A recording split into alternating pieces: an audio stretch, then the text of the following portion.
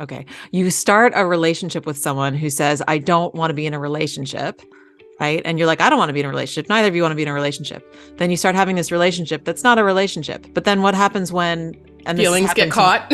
Well, what's happened to me. This is the Mindshift. I'm Shira Lazar. And I'm Jordana Reim. Together, we're the co-founders of Peace Inside Live. Every episode, we're exploring ancient and modern day teachings and stories to shift our daily challenges into growth. And we're diving in with mentors who share mind-shifting perspectives for a happy and inspired life.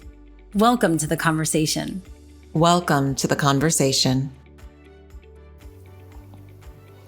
On today's episode, we're talking about love when you're a person who's focused on personal and spiritual growth. And we have Francesca Hogi joining us, who is a relationship and love expert. She's also even been on Survivor. Anyway, that's another story. She's going to be with us to dive into this topic. But first, I'm Shira Lazar, and I'm joined by my friend and co-founder of Peace Inside Live, Jordana Reim. Hey, Shira.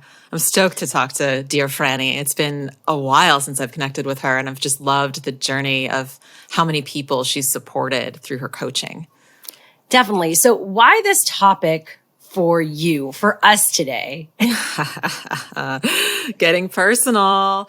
I am recently out of a relationship and have been dating and talking to friends who are also, in the conscious community about dating. And, they say it's supposed to get easier as we work on ourselves. And I tend to agree with that, mostly because the dating pool becomes limited. But also because the dating pool becomes limited, perhaps it's harder. And I'm wondering what Francesca has to say about, this paradox, seemingly contradictory statement about dating, that it should be maybe easier if we're conscious, but maybe it's not. I also feel like people kind of use spirituality and being conscious almost as a way to stop themselves from connecting with people. It becomes like a judgment factor. So that could play into things. And I think overall, love is a very complicated and complex thing, no matter where you are on your journey. It is always interesting. Like, we all know people who are seemingly not conscious, yet seem to be in very happy, joyful relationships. You don't know what you don't know. That is true. And then on the other side of things, you could have people that are constantly working on themselves and you love connecting with and talking to, and yet you look at their relationship and you're like, this seems pretty toxic. So yeah, it is hard to know. I think in the end, what I hope is that we can all figure out ways to love ourselves and in turn find love that we deserve. That's what we all get to have. We all deserve that. We are worthy of that. Yeah. It can become tricky at different points in the journey because I think there is a stage in the personal growth journey where you're so into the personal growth that we've talked about this before, Shira, you become a personal growth pusher and you think that, because I have done this work, that this other person should be doing this work. And unfortunately, that creates a space of judgment. So what we want to be doing when we're dating is to create, just like in meditation, a space of non-judgmental kindness.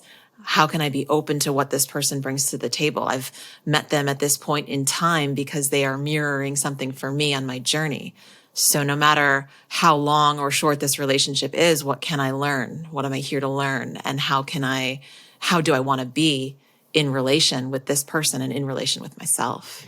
Yeah, it's interesting because personally, I'm with someone, I'm in a very happy, I would say healthy relationship. And yet he's not necessarily meditating all the time or in the same types of communities that I'm in. And sometimes I can start overthinking that, what would it be like to have someone that is exactly like that? However, do I really want to date myself? In a way, he juxtaposes and calls forth a different side and challenges these things to make me see it in a different way. And when I bring it up to him, why don't you do yoga with me or meditate with me? He says to me, he's like, I meditate. I just meditate in a different way than you. You know, knowing him, he's super zen. And I think that you create great balance and probably share a lot of the same values. It's just the way in which you get to those values, the personal practice is different. Yeah. And he always says that, you know, when we started dating, like he heard the my communication. And he said, like, that's the type of person I want to be with, because it was the same communication that he had discussed with his therapist, right? All the same types of wordings. It was like, oh, it was like a flag, like his radar went up, like, ooh, this seems like healthy and interesting to me. Like I've talked about this in safe spaces before. And what we also talk about is like this idea of like, it's not going to be perfect, but do you have the tools to show up for this person that you're with, even when maybe, that love isn't there, that romance isn't there, that you could actually like have the tools to work on things in a healthy way. So with that said, a lot to get into, no matter where you are on your journey. So let's bring in Francesca Hogi right now into the Mindshift, who is a coach, podcast host, speaker, matchmaker. Her passion is basically helping people get into healthy, lasting relationships through the power of self-love and empowered dating strategies. Welcome on the show. So we're so excited to have Francesca joining us right now. We love to call her Franny. Are we allowed to do that? We absolutely are. People always ask me that. I think since I named my podcast Dear Franny, and it's like all my social media, I can't stop people from calling me Franny. Well, it makes me feel like you're like the best friend, older sister in a way. But I need to ask, whenever someone is a love or relationship expert, like, I wonder, how did you get into this? Yeah, it's a pretty insane thing to do.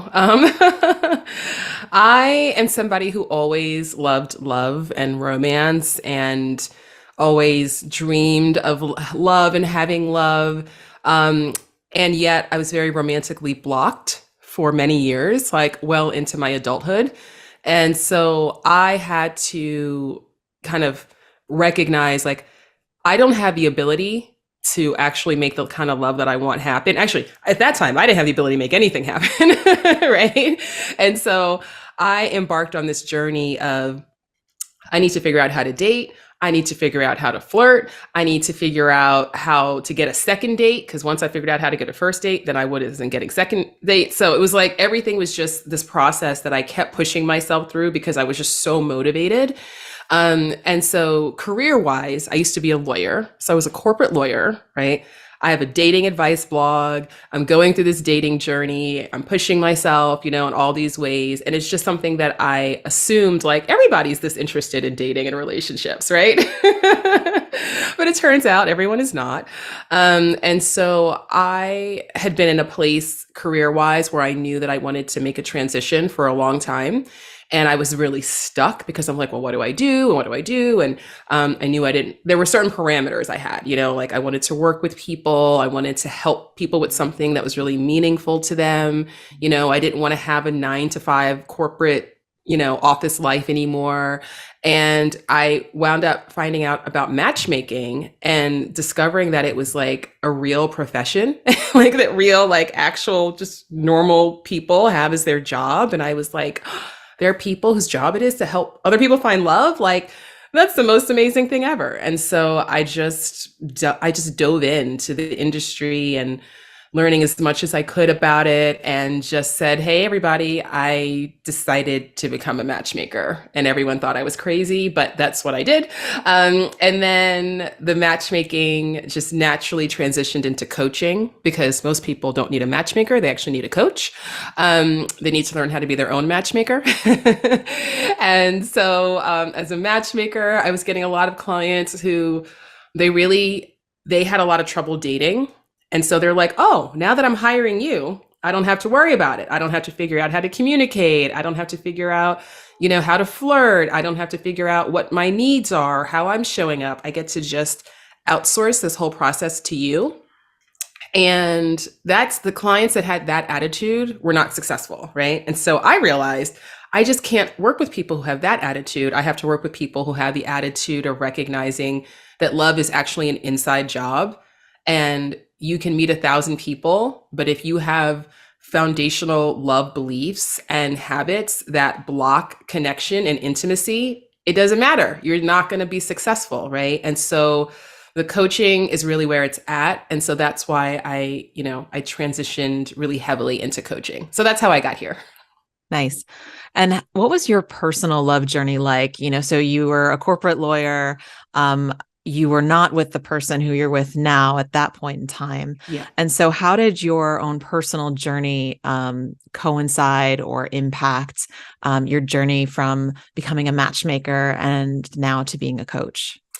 Yeah, I mean, they're so related. I mean, I honestly, towards the end of my legal career life, I had two relationships. They weren't super close together, but they were within a couple of years of each other. And they were long-term relationships. And they were both relationships with people who I thought like, this is it. I found my person. And both of those relationships ended very abruptly. So after the second time, I was like, aha, this is a pattern. This is a pattern. And it just so happens that the second relationship ended while I was so when I started my matchmaking business, I was in a relationship, ended shortly thereafter. And now it's like, oh, now I'm a matchmaker and I'm single. There are a lot of those out there, let me tell you. There I'm are always like, so many. I feel that you could be, they say if you're a psychologist, a lot of times your life is a bit of a shit show, excuse my language. Just because you're an expert on something doesn't mean as it applies to you. But I would say the best person to get advice from probably is someone who's living and breathing that. But yes. Yeah. Move on. Yeah, exactly. So I was like, ooh, I got to figure this out. And actually working with clients was amazing because it's easy for you to see other people's blocks and other people's, self-sabotage or whatever. I don't really like that term, but you know what I mean? Like other people's limiting beliefs and all of that. And I would see these things in my clients and I'd be like, wait, how do I do that? Because I know I'm like, if they do it, I do it. Like we all do some version of the same thing, right? and so for me, it was actually really helpful because it helped me to really, I think, make a quantum leap in realizing what my real love blocks were by working with clients. So, I actually, Shira, it's interesting because there are so many single matchmakers and love coaches. And it's, some of them, I've known them for 8-9 years and they've been single for 8-9 years. And at that point, I'm like, I think you should hire me. Hey, just all coaches need coaches. All That's coaches how you stay need on coaches. So, I find that really interesting. How do you think the approach has changed over the years with, I think, people having more awareness of all of this? There's more books out. People are talking more publicly about their love journeys and everything. Yeah. Well, the good thing is that we're moving away from a very more superficial, like checking the list, right? Checking boxes on the list. Like people have kind of realized like, oh, wait, there's more to this than that. I can't just date a list. So I do think that a lot of the conversations that are happening are good because it makes people realize like, oh, I could have somebody that has all of these traits that I'm looking for, but if the relationship that we're building together is not fulfilling, then what difference does that make? So I think it's forcing people to really re-examine some of the assumptions they made about who they would be compatible with. And the whole idea of like, oh, if I meet somebody who's X, Y, and Z, then I'll be happy. Then, I'll have found the perfect person and we'll live happily ever after. And people are realizing now, oh, there's actually more relationship skill, like love skill that's involved in making relationships, first of all, happen in the first place, but certainly, thrive over time. Yeah, that gets me to a question about the lies we tell ourselves, when we go into dating. And I'm curious from your experience, what's the biggest lie that we tell ourselves when we begin our dating journey? That I'll know when I know. Okay, I want to unpack that one. I'll know when I know. Oh,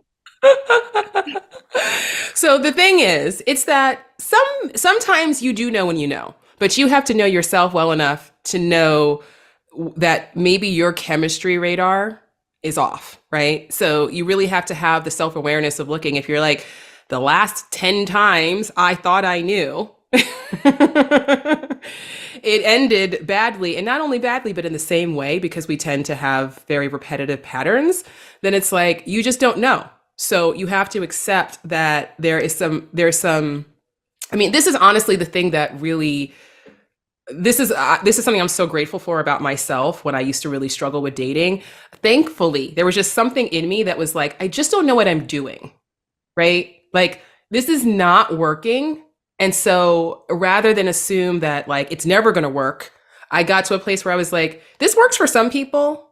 So if it can work for some people, lots of people seem to be finding love. So what am I missing here? You know? And so a lot of times when people say to me, oh, I know when I know, and then I'll say, well, when's the last time you knew?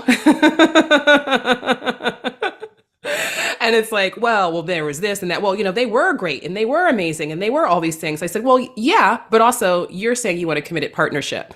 And you're telling me the last 5 people you thought it was going to be that with, it wasn't. So there's something that you're not seeing about your pattern.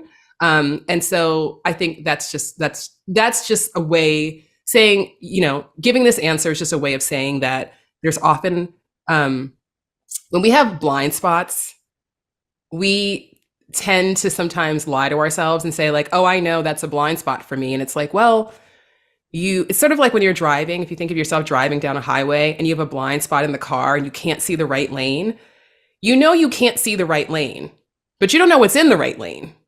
You know what I'm saying?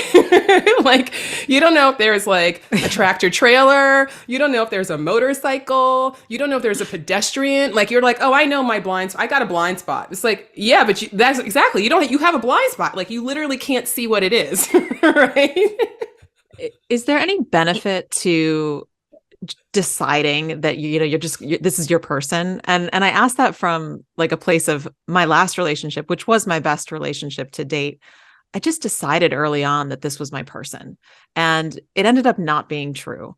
But there was something to that, in like committing myself to this possibility that this was my person. So I'm curious what your thoughts or advice around that might be. Yeah. I mean, I think there's a lot to be said for not falling into the trap of like always waiting for the other shoe to drop, always waiting, like, you know, for we have so much fantasy around love and relationships and how it works. And so a lot of people, they're like, if everything isn't totally perfect, and if I'm not, you know, if I'm not on cloud 9, then, you know, this isn't it, right? And so I think that there is a balance of saying like, wait a second, I like this person, like you like me, I like you, we're looking for the same things, like, let's just go for it.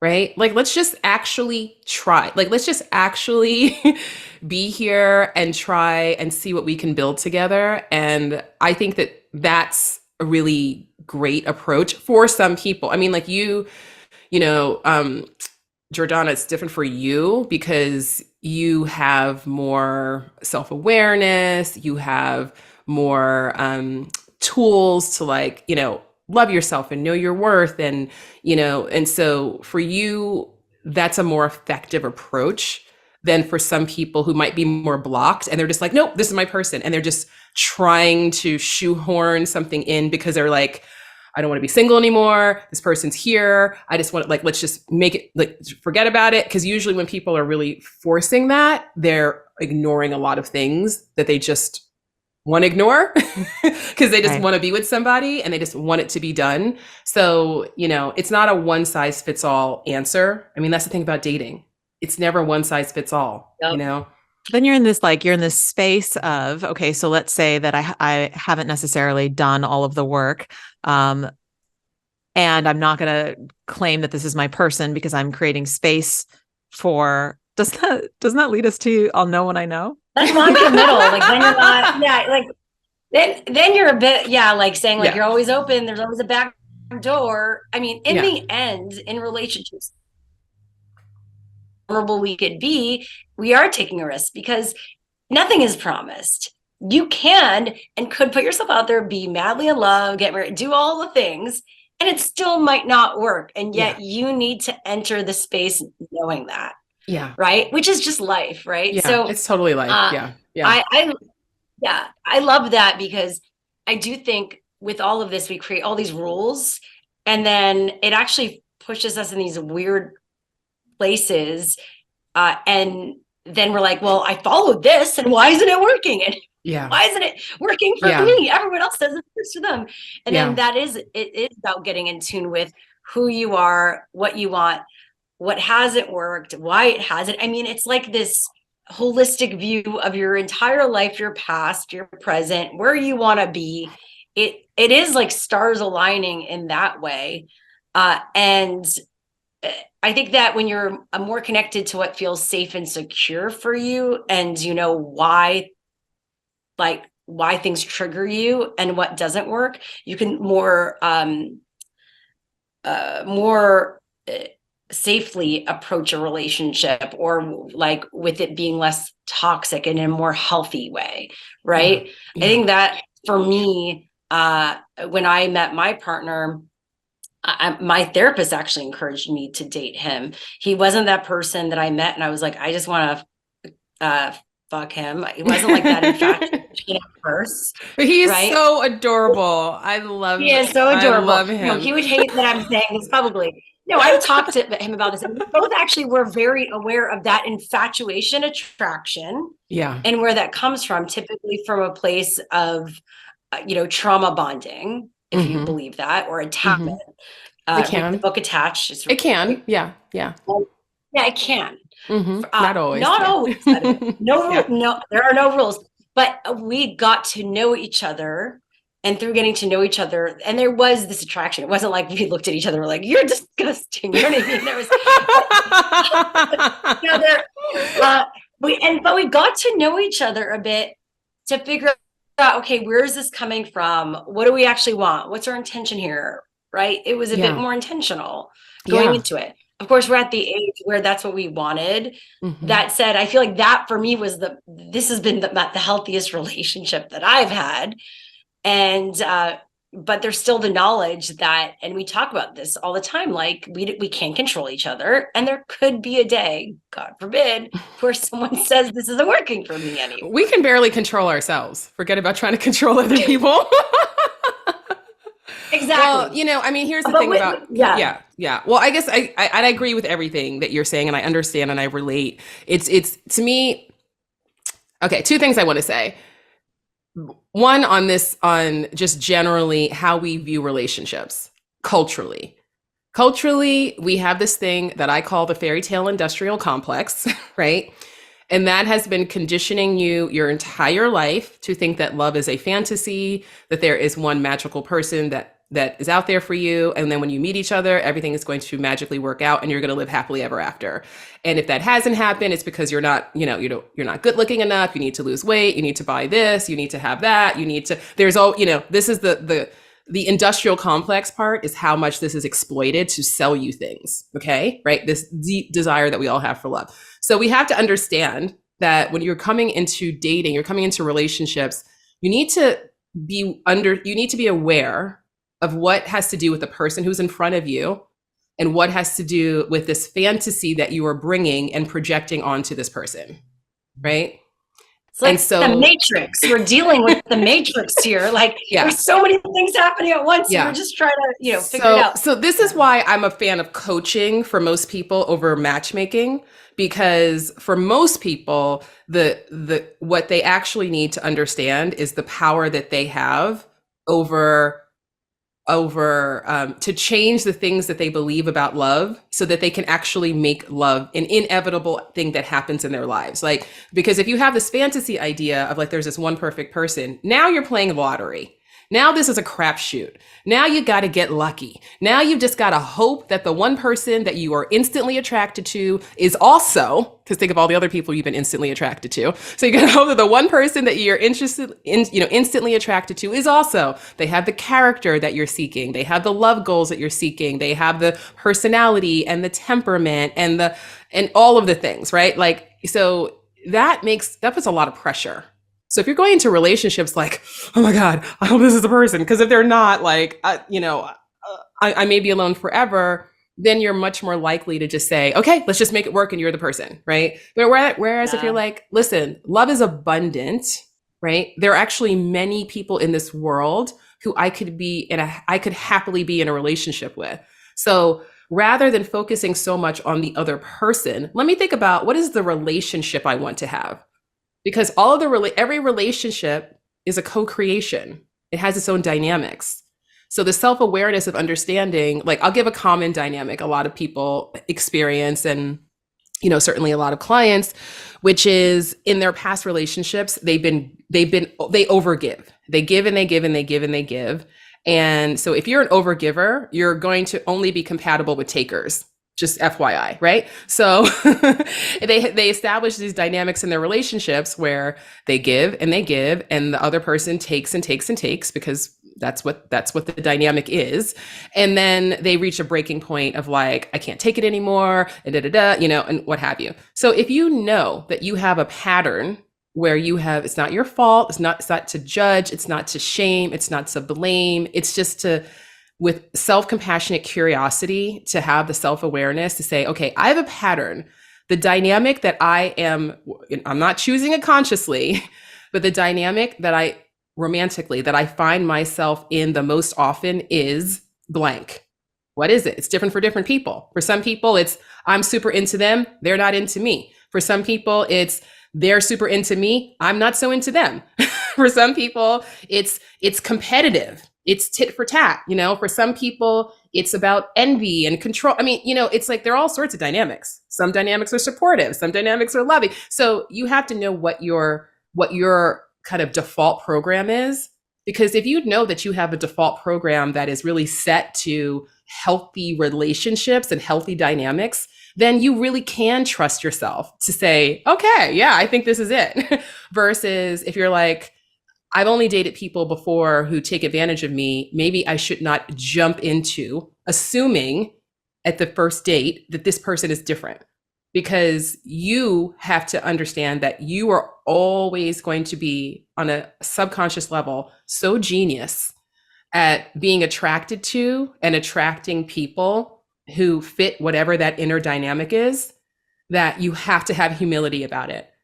And you have to be willing to slow down.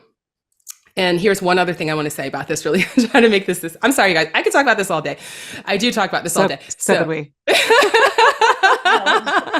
It's like another meet up with me and Jordana. So it's like this. I have this framework that I call raw dating, RAW, ready, able, willing. Okay. And this is just very helpful, simple. It's something that you can use to apply to yourself and also to anybody that you're dating. Okay. So if you are looking for a committed relationship, if you're looking for something casual, ignore all of this, go have fun, okay? Just be safe. But if you're looking for a committed long-term relationship, then you're looking for all three of these things to be present in yourself and with anybody else that you're dating, okay? So ready means you have the ability to articulate that you are ready for a relationship. And this is independent of the person who's sitting across from you, okay? So the fairy tale industrial complex says, if you're beautiful enough, if you're sexy enough, if you're hot enough, the unavailable person will magically get ready for you because you're just that dope, okay? You can certainly live your life that way. I have. Didn't work out so well for me. Here's what I recommend instead, right? If you prioritize the people who are at a point in their life where they're like, yeah, I am ready for a relationship. That is what I want, right? Not like, oh my God, you're so amazing. Now I want a relationship. Okay. That's projection. And that is risky. Okay. So if somebody says, I don't know, maybe one day, I'm not sure. I don't know if I believe in monogamy. Not a judgment, no judgments. It's all good. but listen to them. And we say it's information. Don't ignore the information present in front of you. Yes. Don't be in something for what the possibility is in the future. Yeah. Like side question on that one. Yeah. So what happens if like you start a relationship with someone who says, I don't want to be in a relationship, right? And you're like, I don't want to be in a relationship. Neither of you want to be in a relationship. Then you start having this relationship that's not a relationship. But then what happens when feelings get caught? Well, what's happened to me yeah. Is that it becomes a relationship, and it's a relationship. Is that risky? Because then like you originally said you didn't want to be in a relationship, but then you reevaluated and decided that you wanted to be in a relationship. Is that not?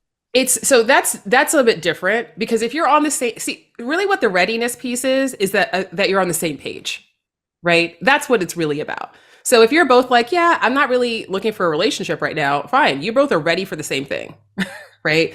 The issue is when you know that you really want a relationship and someone's like, yeah, I don't know. If you're like, okay, and you're just like settling for whatever you can get from that person. So I've been there so many times. Oh, yeah, it's all good. And in my mind, I'm like, I'm going to make him love me. And it's like you have to recognize like when you're playing a game, you know what I mean?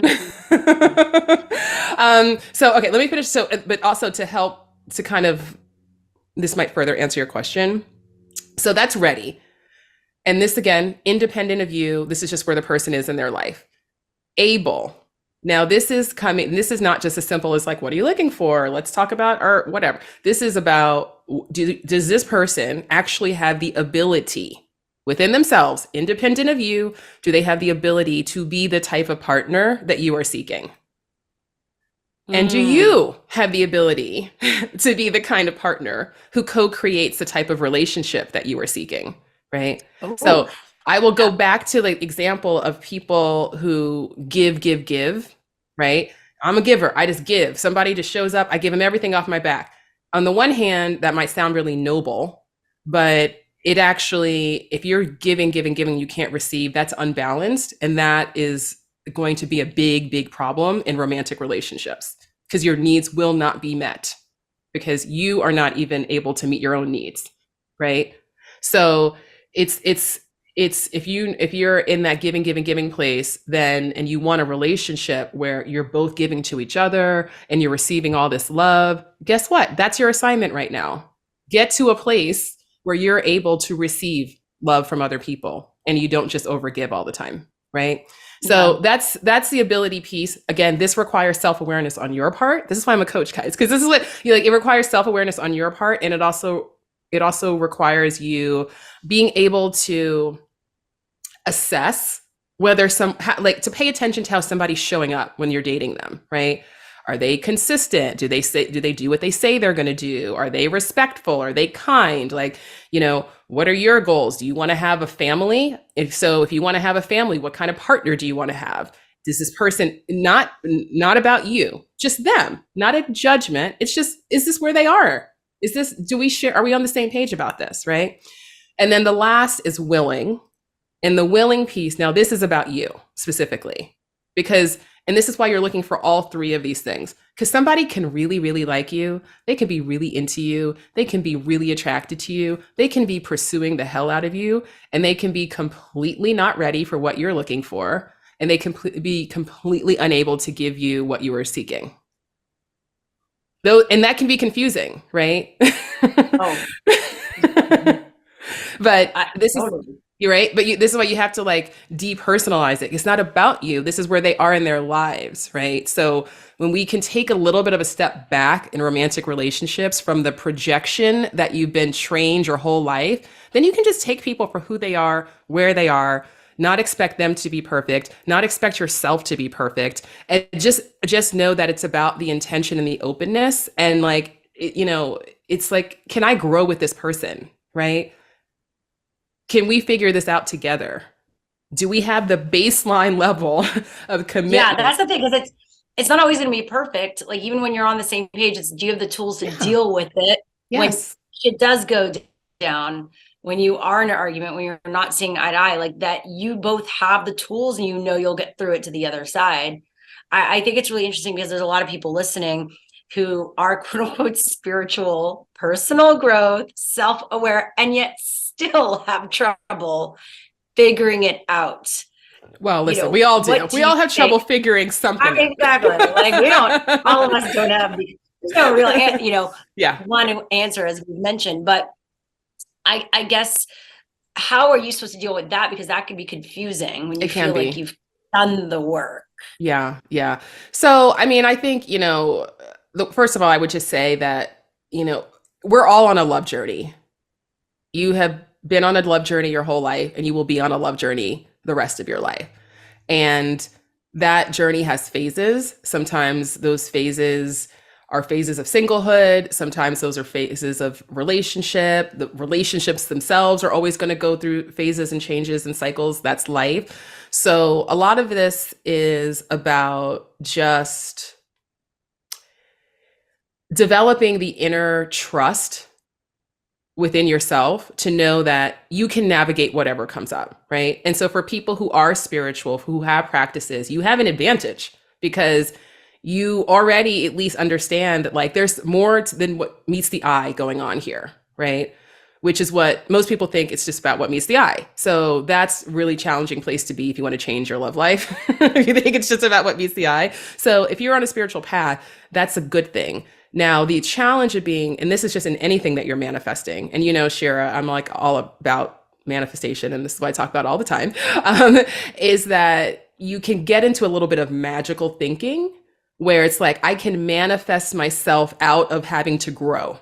Like, I don't have to grow. I'll just manifest a perfect person, right? I don't have to be more vulnerable. I'll just manifest somebody who's gonna, love me and break down my walls and like love, despite my lack of vulnerability. So I think that's just the challenge sometimes I see with people who are, especially people who call themselves like manifesting love, which by the way, I manifested my relationship, like fully manifested, wrote it down, read it every night. I knew 2 weeks before I met him that I was going to meet him. I woke up one morning, I was like, oh my God, I'm about to meet this guy. And then 2 weeks later, I met him walking down Sunset Boulevard on the corner of Sunset and Doheny. And I was like, oh, there you are. So I kind of knew when I knew, but I also, there was a lot of work on this very specific area, right? So I think that's just the thing. It's like just knowing, like, if anybody's listening and you